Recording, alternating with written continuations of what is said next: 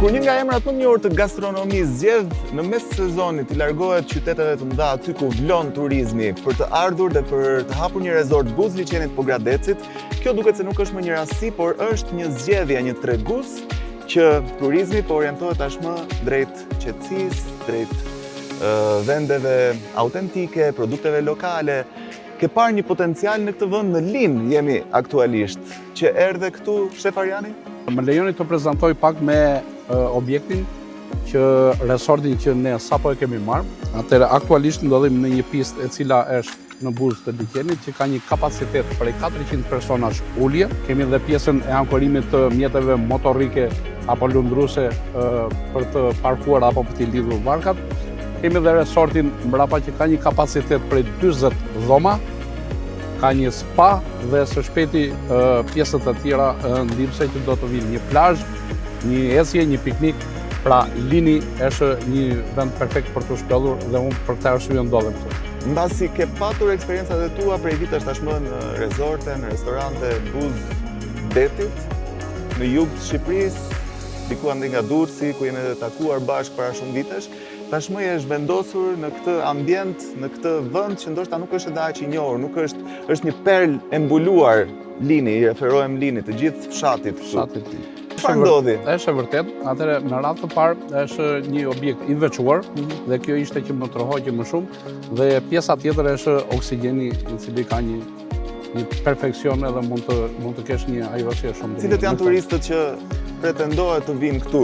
Nga Pogradeci, ndoshta se edhe Maqedonia kemi afër, nga Struga? Po, nga Struga dhe Tirana është pjesa më e madhe e klientëve, por gjatë sezonit verës edhe nga Pogradeci është e frekuentojnë në resortin tonë të ri. Për momentin jemi përshtatur pak edhe pjesës tradicionale, pa Lini është një pjesë ku mbahet për traditën e peshkut edhe të shpendëve.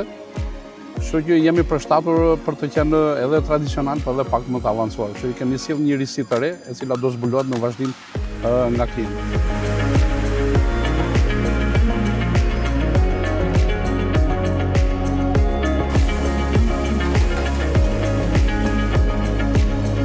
Atëherë kemi djathtin kaçkavall, të cilin do ta shoqërojmë me një reçel lule shtrydhe. Tani do vazhdojmë, kemi dy pjesë. Kemi dhe nga deti, po kemi dhe nga toka.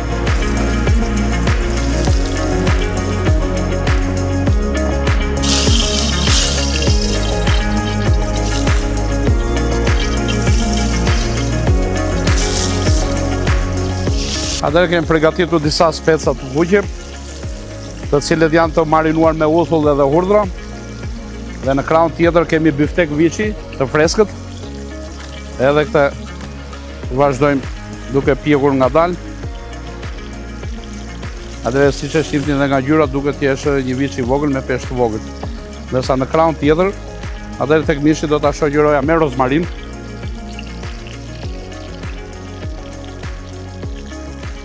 Ndërsa te karkalecat me rigon ose trumz, rigon tegër. Këtu kemi disa karkaleca të marinuar me paprika, pra piperi tymosur, hurdhër edhe spec djegës. Gjithmonë janë të marinuara më përpara dhe pjekja duhet jetë ngadalë. Atëherë shojmë pak konjak.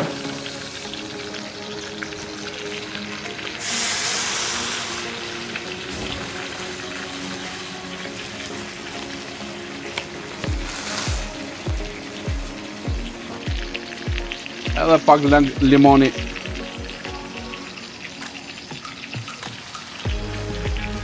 Pra biftekun që kemi marinuar me pak hurdhër verë të bardhë dhe rozmarin, e kalojmë në një temperaturë më të lartë, ndërkohë që perimet i kalojmë ansore që të zbuten.